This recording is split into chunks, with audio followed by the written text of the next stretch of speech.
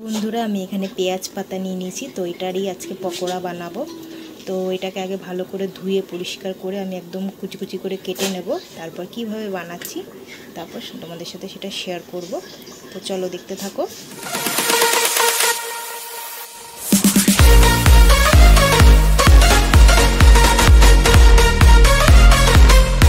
আমি ভালো করে পেঁয়াজ পাতাটাকে কুচি করে নিয়েছি ছোট ছোট করে।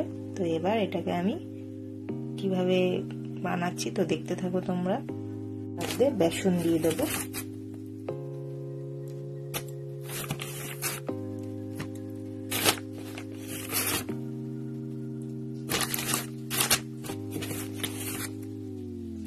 আমি ফার্স্টে 4 চামচ বেসন দিয়ে নিলাম, তারপরে পরে লাগলে আবার মেশাবো, ঠিক আছে।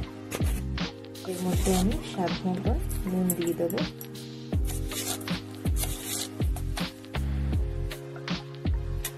নুন দিয়ে দিলাম, এই 1 চামচের কোয়ান্টিটিতে আমি নুন দিলাম, ঠিক আছে।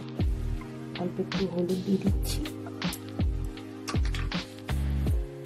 এর মধ্যে আমি 1/2 চামচের মতো কাশ্মীরি লঙ্কার গুঁড়ো দিয়ে দিলাম, একটু যাতে ভালো কালারটা আসে তার জন্য।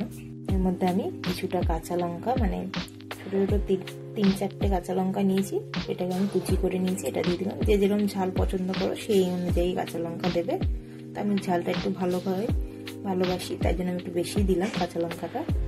তো অল্প অল্প করে জল দিয়ে আমি ব্যাটারটা ভালো করে বানিয়ে নেব, মিক্সটা করে নেবো ভালো করে। তো চলো আগে ভালো করে মিক্স করে নিই, তারপর তোমাদের আরেকটু এর মধ্যে বেসন লাগবে, তো আমি আরেকটু বেসন মিক্স করে নেব, তারপর তোমাদের দেখাচ্ছি। তো আমি আবার একটু বেসন দিয়ে এটাকে ভালো করে মেখে নিয়েছি। তো এবার এটাকে 10 মিনিটের জন্য আমি ঢাকা দিয়ে রেখে দেবো। তো চলো 10টা মিনিট ঢাকা থাক, তারপর 10 মিনিট পরে আবার ফিরে আসছি। হয়ে গেছে 10 মিনিট হয়ে গেছে। তো এবার এটাকে আমি ভেজে নেবো এক এক করে। তো চলো আগে কড়াইয়ে তেল বসিয়ে দিই গরম হওয়ার জন্য। তেল দিয়ে দিয়েছি, দেখো তেলটা গরম হয়ে যাক আগে, তারপর এক এক করে আমি ছেড়ে দেবো বড়াগুলো। ভালো করে গরম হয়ে গেছে, এবার আমি বড়াগুলো এক এক করে ছেড়ে দেবো। চলো এক এক করে বড়াগুলো দিয়ে দিই।